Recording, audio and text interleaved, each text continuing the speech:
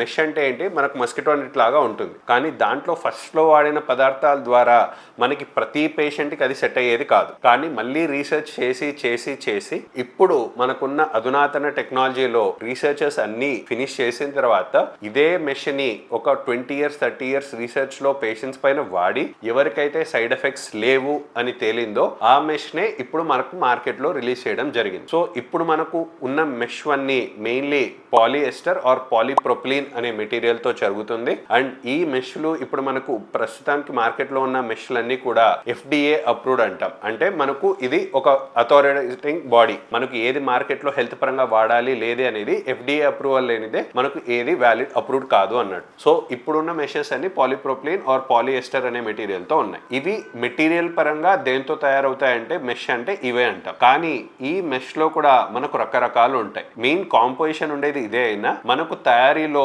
మనకు flat mesh అంటాం, 3D mesh అంటాం, డ్యూయల్ మెష్ అంటాం, ఇవన్నీ కూడా ఉన్నాయి. అండ్ కొన్ని స్పెషల్ కేసెస్ లో మాత్రము అబ్జార్బబుల్ మెష్ అంటాం. అంటే జనరల్లీ మనం పెట్టుకునే ఈ పాలిఎస్టర్ కానీ పాలిప్రొపిలీన్ మెష్లన్నీ కానీ వన్స్ బాడీలో పెట్టుకున్న తర్వాత మనకు లైఫ్ లాంగ్ ఉంటాయి. కానీ కొన్ని మెషల వరకు లైక్ అబ్జార్బుల్ మెషెస్ అనేవి కూడా ఉంటాయి. కానీ ఈ అబ్జార్బుల్ మెష్ రోల్ మాత్రం చాలా లిమిటెడ్ గా ఉంటుంది. ఇవి నార్మల్ హెర్నియాస్ లో మనం అబ్జార్బుల్ మెష్ వాడము. ఎందుకు అంటే మనకు కండరాలకు ఇచ్చే బలం అనేది లైఫ్ లాంగ్ ఉంటేనే మళ్ళీ మనకి ఇంకొకసారి హెర్నియా రాకుండా ఉంటుంది. సో మనకు లైఫ్ లాంగ్ ఆ కండరాలకు బలం రావాలి అంటే మనం పెట్టుకునే మెష్ కూడా లైఫ్ లాంగ్ కరిగిపోకుండా బాడీలో ఉంటేనే మనకు సెట్ అయిపోతుంది. సో అందుకే ఇప్పుడున్న కాలంలో మనం వాడే మెష్లన్నీ కూడా నాన్ అబ్జార్బుల్ అంటాం. అంటే కరిగిపోనివి. బట్ కండరాల్లో పెట్టుకున్న తర్వాత కండరాలతో పాటు అది నిమగ్నం అయిపోతుందే తప్ప కరిగిపోవడం అనేది జరగదు.